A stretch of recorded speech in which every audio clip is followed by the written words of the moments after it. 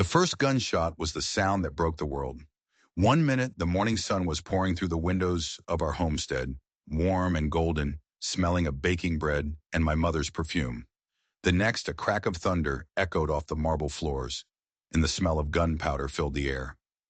I didn't even have to look. I knew. My father fell first, a heavy final sound.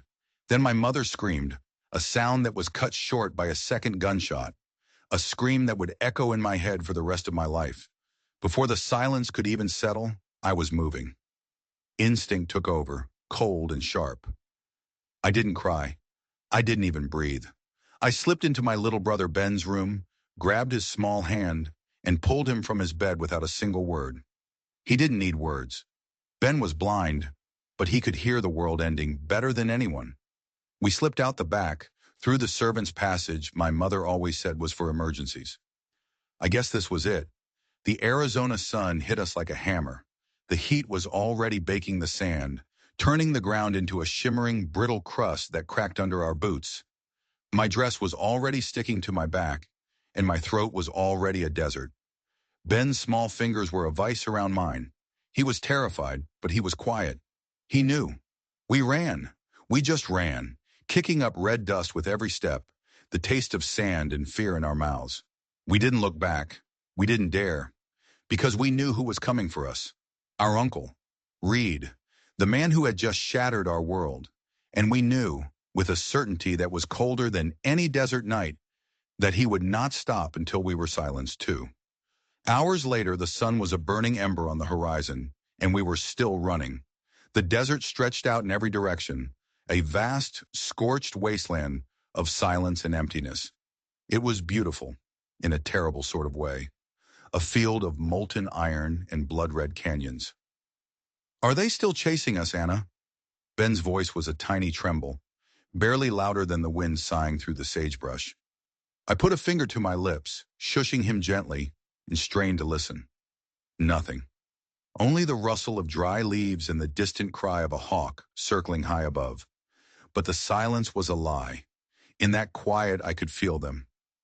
Not the men themselves, but the idea of them. The inevitability of the hunt. "Soon," I whispered back, my voice raw. "But we keep moving." We scrambled up a rocky incline, the sharp stones tearing at my frayed hem. I tried to shield Ben's small body with my own, but the heat was relentless. When we finally reached the ridge, the land fell away into a basin of canyons and cliffs, all of it smoldering under a sky the color of a fresh wound. And that's when we heard it, the unmistakable sound of a branch snapping under a heavy boot. I spun around, pulling Ben behind me so fast he gasped.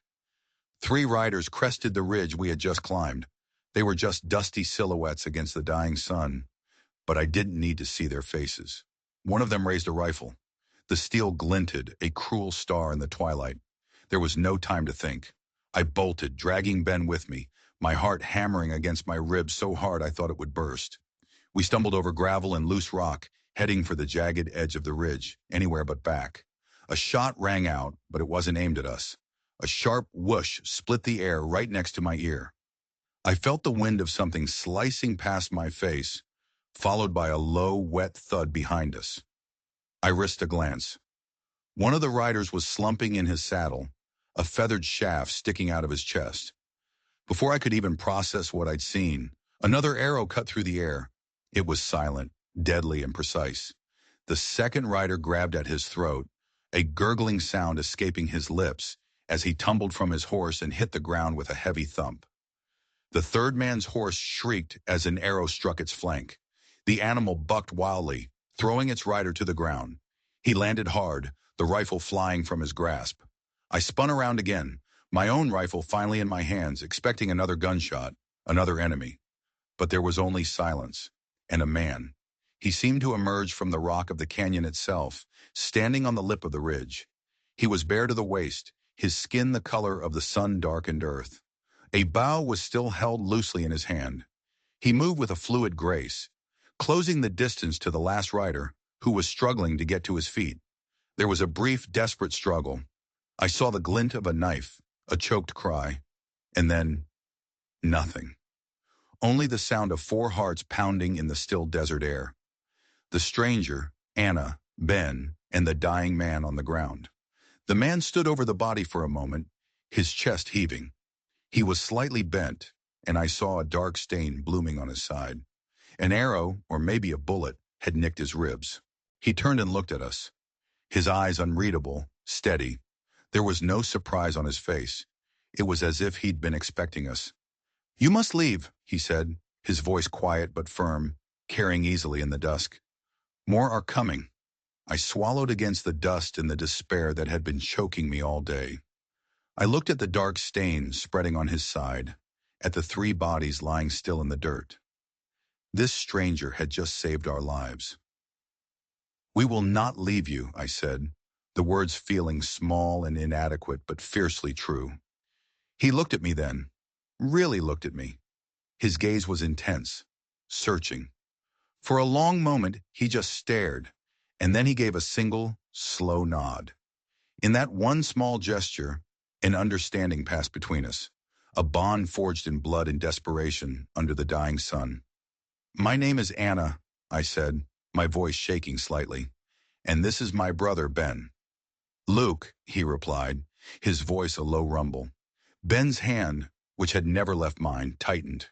He trusted this man. I did too. I reached for the small pack on my back. "Ben, the cloth," I said, my voice finding a new strength. "The gray cloth." Ben fumbled in the pack for a moment, his small hands working quickly despite the fading light. He pulled out a folded square of clean linen. I took it and knelt beside Luke, pressing it firmly against his wound. My hands were surprisingly steady. "There's a spring west of here," Luke murmured, each word clipped, measured against the pain. "Sheltered. Follow the ravine's edge." I met his gaze, my own resolve hardening. "We're not leaving you behind." Without another word, I slid my arm under his good one, taking his weight. He grunted in pain but didn't resist. Ben stepped close, his head tilted, using the sound of our footsteps to guide his own. Together, the three of us moved away from the bodies in the blood, deeper into the jagged rock passages of the canyon. We followed the faint, echoing trickle of water that Luke had spoken of. The air grew cooler as twilight deepened into night. A sliver of moon rose over the canyon rim, and the first stars began to whisper in the vast, velvet sky. We stumbled into a hidden alcove, a natural shelter beneath a massive sandstone overhang. By the time we reached it, we were all swaying with exhaustion. Luke sagged against the rock wall, his face pale in the moonlight. I gently lowered him onto a buffalo hide mat that was already there, as if waiting for him. I knelt beside him, my own arms shaking now that the adrenaline was fading. The wound was a shallow graze, but it was deep enough to bleed and to drain his strength. I found the hidden spring, a small basin of cool, clear water bubbling up from the rock. I soaked a strip of cloth I tore from my petticoat and carefully cleaned the wound. Then I tore another, longer strip and bound it tightly around his ribs. "You're strong," Luke said, his voice a rough whisper. He was looking at my hands, at the sure, steady way I worked. A grim chuckle escaped his lips. "Not as strong as your brother." He glanced over at Ben, who was sitting curled near the edge of the alcove, listening to the night. "Ben is brave," I said, my voice thick with emotion. I went to my brother and put a gentle hand on his shoulder. He looked up in my direction, his sightless eyes empty of light but full of something else. Understanding. "He hears what matters." Minutes passed in a heavy silence, broken only by the distant bark of a coyote. Scavengers. They smelled weakness. They smelled blood. Luke finally spoke, his voice quiet but carrying a strange weight. "I couldn't let him die." I frowned, not understanding. "Him? Who?" Luke's gaze was fixed on the darkness outside the alcove, but he wasn't seeing it. He was seeing something else, something from the past. "The man I killed last," he said slowly, "the third one, the one on the ground." My blood went cold. He hadn't been trying to save us. He'd been trying to save one of Reed's men. It didn't make any sense. "Why?" I whispered. "He was one of them." Luke turned his head, and his dark eyes met mine. There was a universe of sorrow and pain in that look. "He was my brother." The world tilted on its axis. The man he had just killed was his own brother? My mind reeled, trying to comprehend the impossible. The man who had just saved us had done so while trying to save one of our attackers, and in the end, had been forced to kill him. I don't understand, I said, my voice barely audible. Luke's face was a mask of grief, carved from the desert stone around us. He fell in with a bad crowd.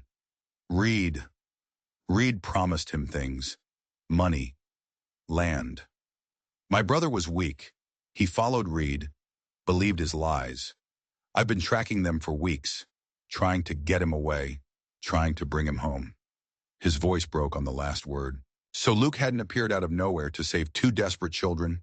He had been on his own hunt, his own mission of salvation that had ended in tragedy. Our two desperate flights from Reed had collided on that ridge, a tangled mess of blood and betrayal. The silence that followed was heavier than any rock. What could I say? I was running from a man who killed my family. He was running toward a man who had corrupted his. We were both victims of the same poison. A sudden sound from Ben startled us both. He was sitting up straight, his head cocked. I hear boots, he whispered, his voice sharp with urgency. Tonight. I froze. Luke's jaw tensed, the muscles knotting in his cheek. He pushed himself up, ignoring the sharp intake of breath as his wound protested. How many? Luke asked Ben, his voice a low growl. Ben closed his eyes, listening to a world I couldn't perceive. 4? No, 5. They are not on horses. They are spreading out, searching the ravines. Reed wasn't giving up. He had sent more men. On foot. They would be quieter, more thorough. They would find this place. In a single heart-stopping moment, the grief in the alcove was replaced by sheer, cold terror. We had to move. Not tomorrow. Not at dawn. Now. By the dim starlight, with Luke leaning heavily on my shoulder and Ben clutching my other hand, we slipped out of the back of the alcove and into a narrow, dark passage in the cliff face. We vanished into the rock, 3 broken silhouettes swallowed by the velvet night, running from the ghosts of our past and the monsters of our present. The desert held its breath, promising nothing. We moved through the night like wraiths, the darkness our only ally. Luke, despite his wound and the crushing weight of his grief, knew the canyons like the back of his hand. He guided us through winding passages and over treacherous scree slopes, his voice a low, steady murmur in the dark, pointing out loose rocks and safer paths. My admiration for his strength grew with every painful step he took. Ben was our ears. Every few minutes he would stop, tilting his head, listening. They are moving east, he'd whisper. One of them coughs. Smoker. It was unnerving. His ability to paint a picture with sound. But it was also the only thing keeping us one step ahead. He was our compass, our warning bell. Just before dawn, the desert cooled to a slow, breathing stillness. The pale light creeping over the horizon found us huddled in a shallow hollow, shielded from the wind by a cluster of immense, weathered boulders. We were utterly spent. I managed to build a tiny, smokeless fire from dry mesquite twigs, just enough to boil the last of our water in a blackened tin pot I'd salvaged from our pack. The smoke curled upward in thin, lazy spirals, disappearing almost instantly into the vast, empty sky. Luke lay a few yards away, propped against a stone wall, his face etched with exhaustion and pain. His bandage was damp with sweat, but his eyes were sharp, following my every move. I caught him watching me. You need something? A faint ghost of a smile touched his lips. Just studying how a banker's daughter handles a fire, like a Comanche woman. I raised an eyebrow, a spark of my old self flickering to life. We had a cook. I watched him. My mother always said a woman should know how to feed herself in case the men get themselves killed. Smart woman, Luke said, his smile fading as quickly as it had appeared. She was, I said, my throat tightening. I stirred the boiling water, adding a pinch of crushed herbs I'd found in a small pouch on Luke's belt. Sage and something else. Something bitter. Ben sat nearby, a smooth, cool stone in each hand, knocking them together in a slow, hypnotic rhythm. His head was tilted as always, listening to a world beyond our own. "Is it morning?" he asked, his voice soft. "Yes, baby. Sun's up." "Are they coming?" "Not yet." I carried a tin cup of the steaming herbal tea over to Luke. "Drink this. It's bitter, but it'll help." He took it without a word, sipped, and winced. "Bitter," he confirmed. He handed the cup back, his gaze shifting to my brother. "He sees more than most men who still have eyes." "He always has," I said, my voice soft, "even before the fire took his sight." Luke's eyebrow shot up. "Fire?" "An oil lamp in the nursery," I explained. The memory still sharp, still painful. The nursemaid left it too close to the drapes. By the time Mama got to him, it was too late. Luke didn't speak for a long moment. He just watched Ben, who had gone back to tapping his stones together. The rhythmic click-clack was a strange comfort in the oppressive silence. Finally, he looked at me. "Last night, the alcove. You could have left me and run. You didn't." I studied the lines around his eyes. They weren't the lines of age, but of hardship, of too many seasons spent under an unforgiving sun, of too much loss. "You didn't leave us either," I replied. He didn't have an answer for that. It was Ben who broke the stillness. His stone tapping stopped abruptly. His body went rigid. "There are 4 men coming," he said, his voice flat, devoid of emotion. He was turned toward the trail beyond the brush, his sightless eyes wide. 2 on horses, 2 on foot. They are talking. One of them mentioned a creek and a reward. In an instant, Luke was sitting upright, a grunt of pain escaping his lips as he pressed a hand to his wounded side. He looked at me, his eyes blazing with a fierce intensity. "He's right." "You heard them?" I asked, reaching for my rifle. "No," Luke said, his jaw tight. "I believe him." He motioned for me to stop. "No fight today. Not here. They'll find this place soon enough. Better we're not in it when they do." "You can't walk far," I protested, looking at the sweat beading on his forehead. His jaw tightened even more. "Far enough." We left the hollow within the hour, slipping into a narrow ravine Luke called Coyote Pass. The sandstone walls rose steep and sheer on both sides, striped with 1,000 years of sun and flood. Our footfalls echoed, but the winding path offered cover. Luke led the way, limping but determined, his gaze constantly scanning the ridge above. "We head south," he said, his voice a low rasp. "There's an old mission. Ruined. Been empty for 20 years. Spaniards built it, but the desert took it back." "Will it be safe?" I asked, my hand resting on Ben's shoulder, guiding him over the uneven ground. "For a night, maybe 2, long enough to figure out what's next." We walked in silence after that, the only sounds the crunch of our boots on the gravel and the whisper of the wind through the canyon. The land was cruel, but it was alive. Cacti bloomed in the stubborn defiance of the drought, their bright flowers like drops of blood on the pale sand. We reached the mission ruins as the sun hung high and merciless in the sky. Crumbling adobe walls jutted from the earth like broken teeth. A rusted iron cross lay half buried in the sand, a forgotten testament to a forgotten faith. It was a place of ghosts.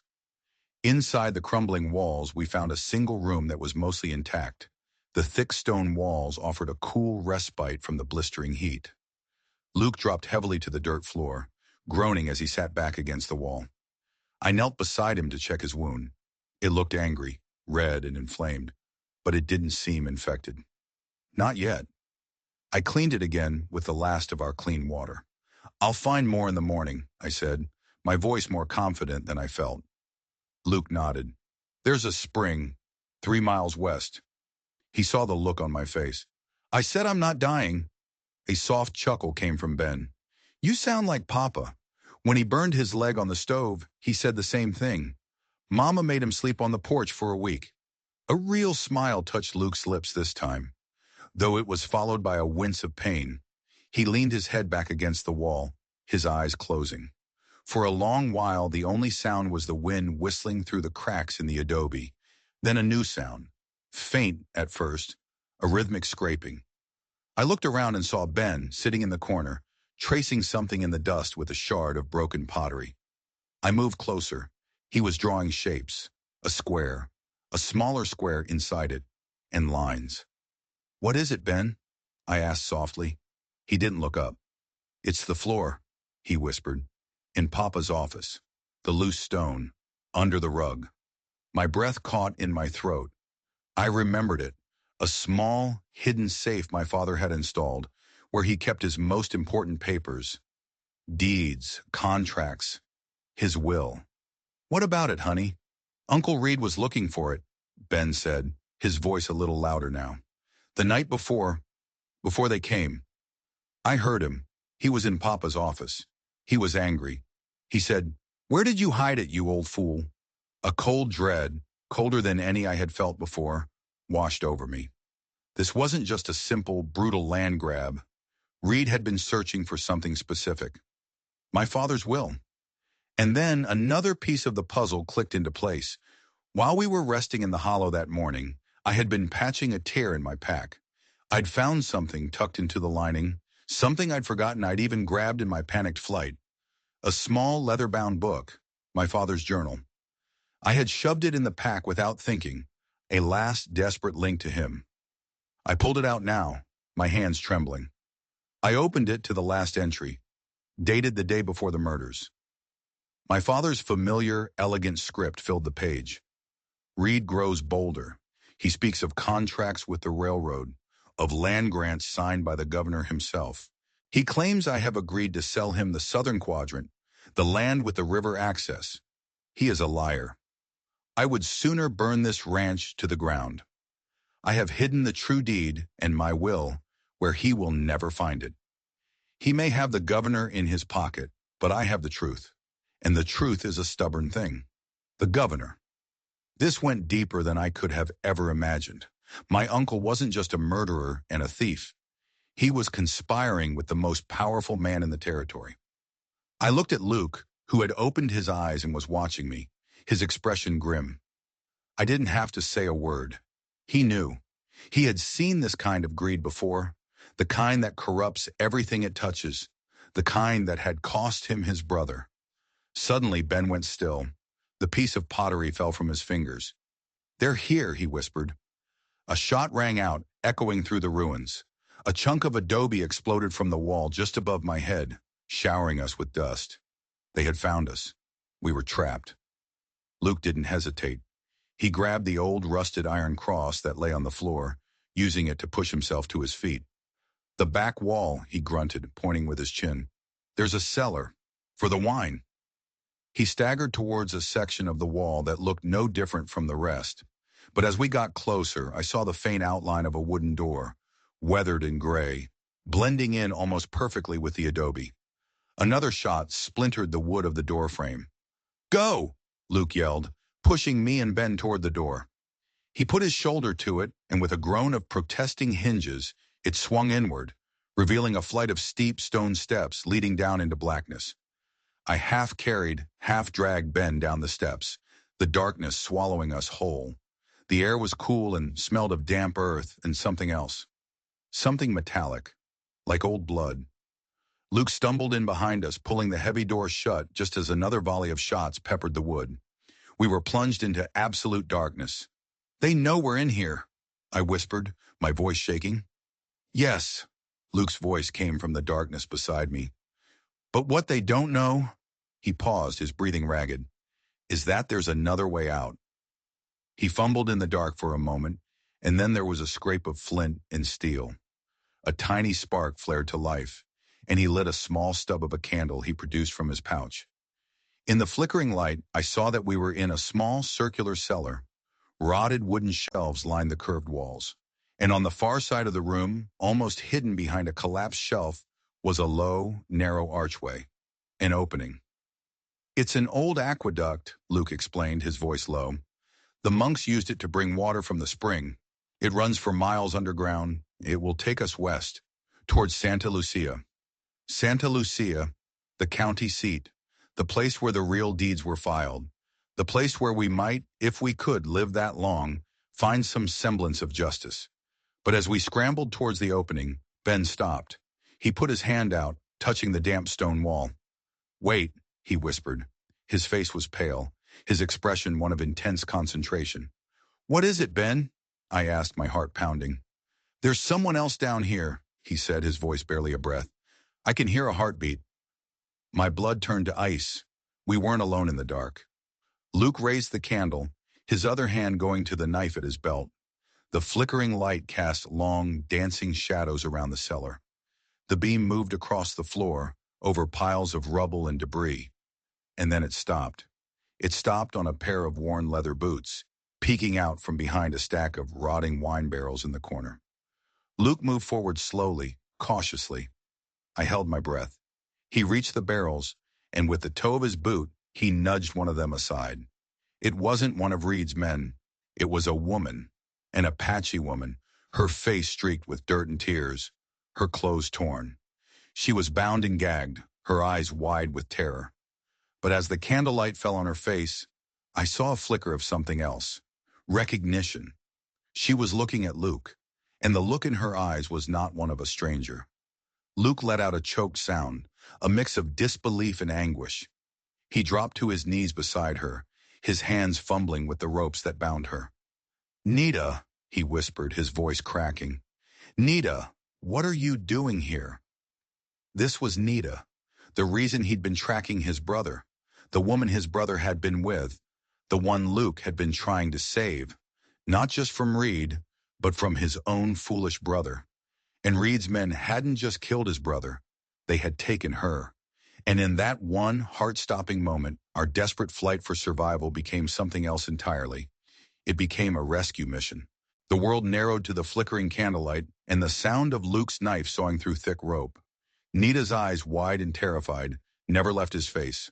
When the ropes finally fell away, she didn't cry out. She simply collapsed into his arms, her body shaking with silent, racking sobs. Above us, we could hear the heavy thud of boots on the cellar door. They were trying to break it down. We didn't have much time. "He told them," Nita whispered, her voice raw from the gag. "Your brother, Elin, he told Reed where we were hiding. He traded me for a place at Reed's side." The words hung in the damp air, a fresh betrayal laid on top of a mountain of grief. Elon hadn't just fallen in with a bad crowd. He had actively betrayed his own people, his own blood, and the woman Luke was clearly in love with. The fight on the ridge took on a new, horrific dimension. Luke hadn't just been forced to kill his brother, he'd been forced to kill a traitor who had sold his soul. "We have to go," I said, my voice urgent, pulling them back to the present danger. "Now." Luke nodded, his face a grim mask. He helped Nita to her feet. She was weak, her legs unsteady, but her eyes were filled with a fire that matched his. She was a survivor. "The aqueduct," Luke said, pointing the candle towards the low archway. "It's our only chance." We plunged into the narrow, claustrophobic tunnel. It was pitch black and smelled of stagnant water and decay. The ceiling was so low we had to crouch, our backs scraping against the damp, slimy stone. I held onto Ben's hand, who in turn held onto the back of my dress. Luke led the way, with Nita right behind him. The small candle flame was our only guide, a tiny, fragile star in an ocean of darkness. Behind us, we heard a splintering crash as the cellar door finally gave way. Shouts echoed down the stone steps.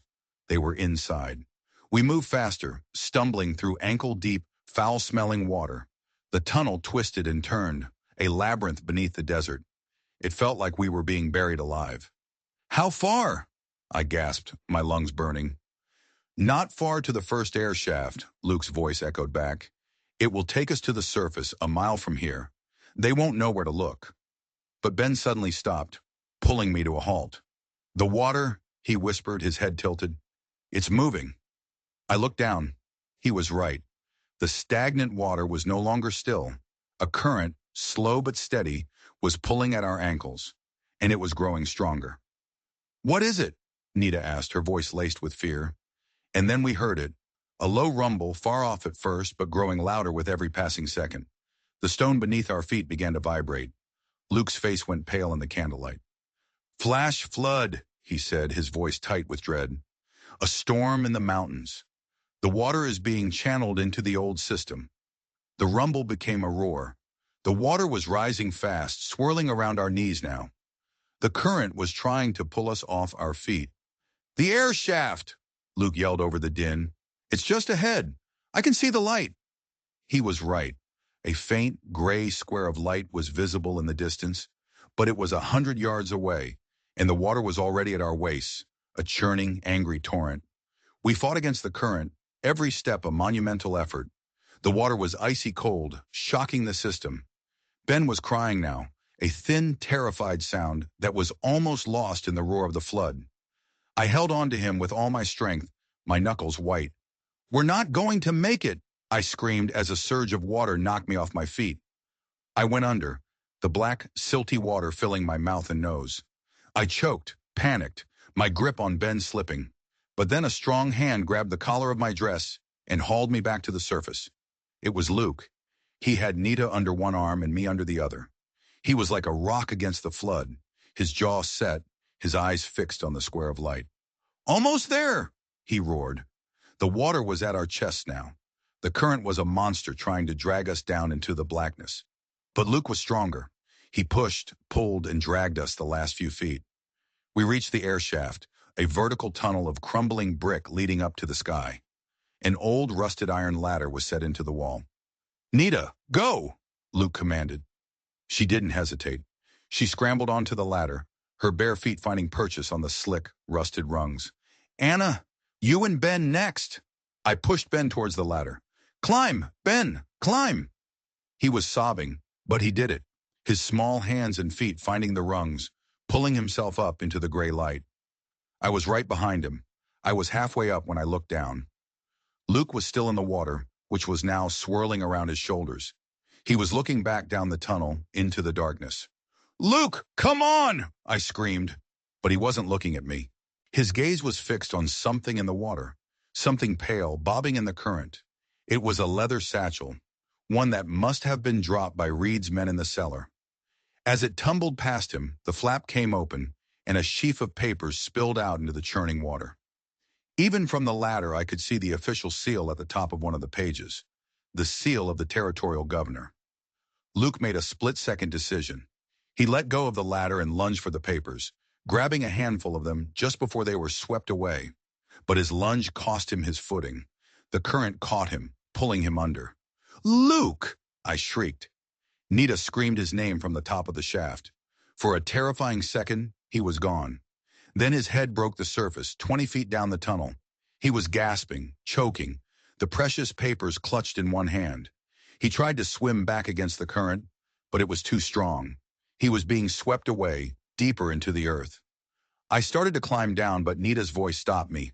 No! You can't! You'll drown too!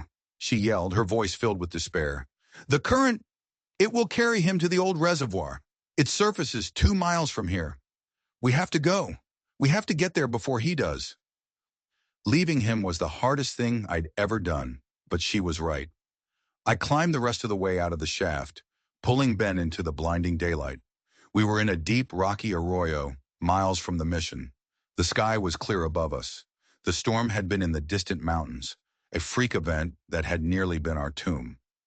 Nita was already scrambling up the side of the arroyo. This way, she called, her voice tight with desperation. I know a path. We ran.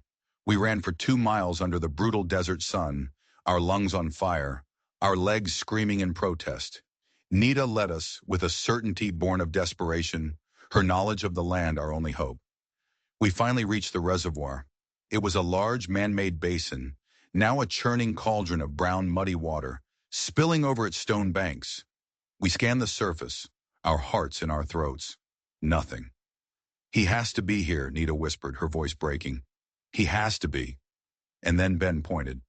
There, he said, his voice quiet but sure. We looked where he was pointing. Near the far edge of the reservoir, a dark shape was tangled in the branches of a half-submerged mesquite tree. It was Luke.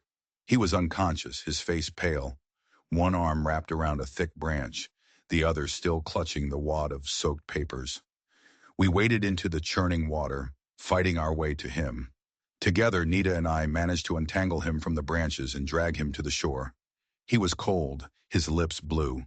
For a terrible moment, I thought we were too late, but then he coughed, a racking, painful sound, and spit out a lungful of muddy water. His eyes fluttered open. He looked at Nita, then at me, then at the papers still clutched in his fist. He pushed them into my hand. "Read," he gasped, his voice a hoarse whisper. "It's worse than we thought. It's not just land. It's water rights for the entire valley. He's selling them to the railroad. The governor signed off on it. They're going to bleed this whole territory dry." He had risked his life not for a deed, not for a will, but for evidence of a crime so vast it was almost unimaginable. Reed wasn't just a murderer. He was a monster, poised to destroy thousands of lives for his own profit. And we were the only ones who knew, the only ones who could stop him. And in his hand, Luke still held the proof. We took refuge in a shallow cave hidden behind a curtain of desert willow, not far from the reservoir. The desert sun began its slow descent, painting the sky in fiery strokes of orange and purple. Luke was weak, shivering with cold despite the day's heat, but he was alive. Nita, her initial despair replaced by a fierce, protective energy, built a small, smokeless fire while I tried to make Luke comfortable. I carefully pried the wet papers from his hand. They were a mess, the ink bleeding and blurred. But the governor's seal was still visible, as was Reed's spidery signature next to it. It was a contract, a death warrant for the entire valley. "My people have known for months that something was wrong," Nita said, her voice low as she tended to Luke, forcing sips of warm water between his lips. "The creeks were running lower than they should. The springs were drying up. The elders said a poison was spreading through the land." She looked at the papers in my hand. "This is the poison." Luke's eyes were closed, but he was listening. "Elan, my brother. He was one of Reed's surveyors," he murmured, his voice barely a whisper. "He was mapping the water sources. He knew what they were planning. He thought he would be rewarded, a rich man." A single tear traced a path through the grime on his cheek. Fool. The pieces were falling into a terrible, coherent picture. Reed's murder of my parents wasn't just to get our ranch. It was to get the primary river access that ran through our land. It was the linchpin of his entire scheme. Ben, who had been sitting quietly, tracing patterns in the dirt, suddenly went still. "A horse," he said, his voice sharp. "One horse. Coming fast." We all froze. Nita instantly doused the small fire with a handful of sand. I grabbed my rifle, my heart hammering against my ribs. Was it one of Reed's men? Had they found us already? We pressed ourselves against the back wall of the cave, peering through the willow branches. A lone rider was approaching, his horse kicking up a cloud of dust. He wasn't riding like a man on patrol. He was riding like a man being chased by the devil himself.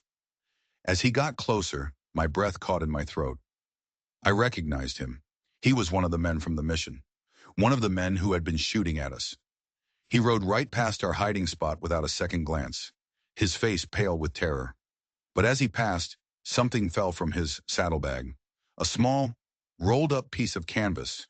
He didn't even notice. He just kept riding, disappearing over the next rise. After a few tense minutes of silence, I crept out of the cave and retrieved the canvas. I unrolled it. It was a map, a detailed survey of the valley with every spring, creek, and aquifer marked. And there were notes in the margins, calculations about flow rates and capacities. It was Elan's work. It was the blueprint for Reed's entire operation. But there was something else. Scrawled at the bottom of the map, in a hasty, almost illegible script, was a message. "They know. He's killing everyone who was there. Meet at the rendezvous. Midnight." My blood ran cold. Reed wasn't just covering his tracks. He was eliminating his own men. The man on the horse wasn't a hunter. He was prey, just like us. Reed was tying up every loose end.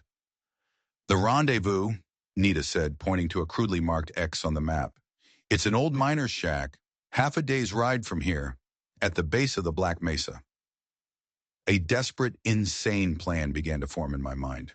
"He's expecting one of his men," I said, my voice shaking with the audacity of my own idea. "He's not expecting us." Luke's eyes opened. They were clearer now, the fog of exhaustion and pain receding, replaced by a hard, calculating glint. "It's a trap," he said. "I know," I replied, "but it's also our only chance. He'll have the original contract there, the real one. He wouldn't trust it to anyone else. If we can get that contract, we have everything we need to expose him. He will kill us, Nita said, her voice flat. He's going to kill us anyway, I countered. He's going to hunt us to the ends of the earth. I'd rather face him on my own terms. A long silence filled the cave. The setting sun cast long, dark shadows that looked like grasping fingers. It was Luke who spoke first. She's right. He pushed himself into a sitting position, wincing as his body protested. We can't outrun him, but maybe we can outsmart him. The plan we concocted was born of desperation and fueled by a burning need for justice.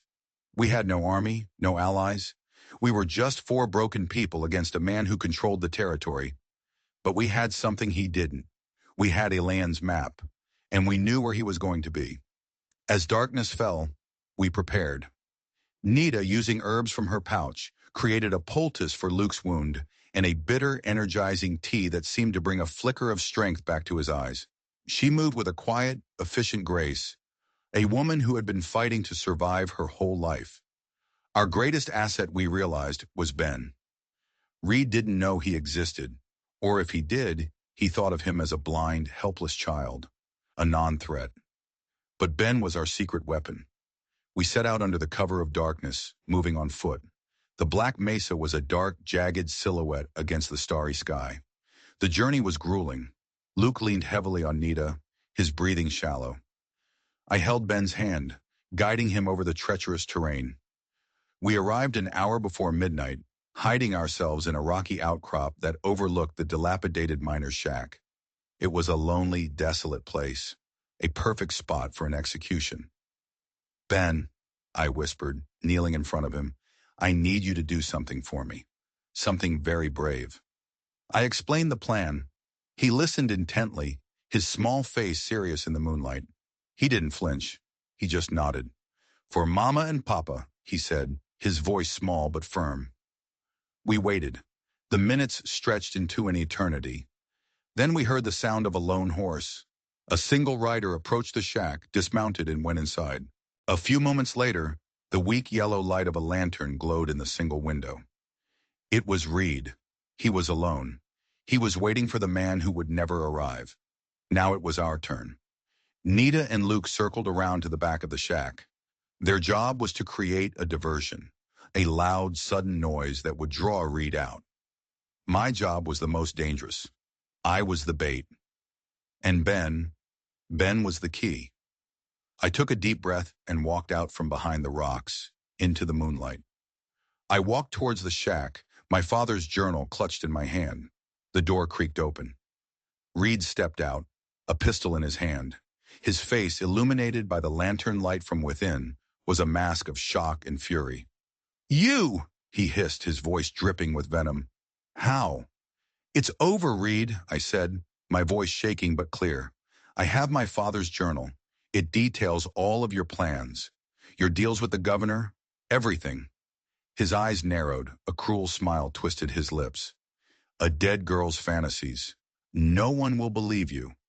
He raised the pistol, aiming it at my heart. I should have made sure you were dead that day. But you didn't, I said, taking another step forward. And that's when it happened. From the back of the shack came a loud crash, followed by a man's scream of pain. It was Luke. He had thrown a large rock against the tin roof, and Nita had let out a piercing cry that sounded exactly like a man in his death throes. Reed was startled, his head whipping around towards the sound. It was the moment we'd been waiting for. He was distracted for only a second, but a second was all we needed. From the shadows near the side of the shack, a small figure emerged. It was Ben. He was holding a length of rope we had found, one end tied into a slipknot. He moved silently, a small ghost in the moonlight. Reed didn't see him. He didn't hear him. His senses were focused on me, the visible threat, and the noise behind him. Ben crept up behind his horse, which was tethered to a post near the door. With a speed and dexterity that would have been shocking in a sighted child, he slipped the rope around the horse's back legs. Reed turned back to me, his smile returning. Clever, he said.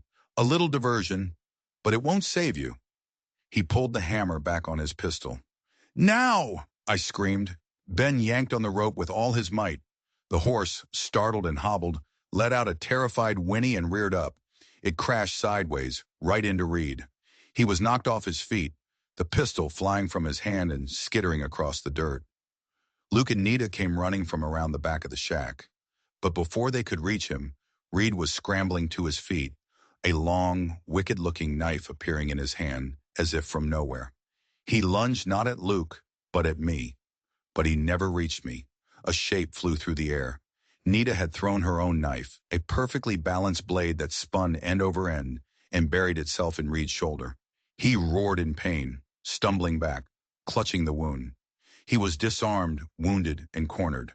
It was over. Luke kicked the pistol away and stood over our uncle, his face a thundercloud of righteous fury. Reed looked up at him, his eyes filled with hatred and disbelief. "My brother trusted you," Luke said, his voice a low, dangerous growl. "He was a weak fool," Reed spat, blood trickling from his lips. Luke's fist clenched. For a moment, I thought he was going to kill him. I saw all the pain, all the loss, all the grief of the past few days coalesce into a single, murderous point. But then he looked at me.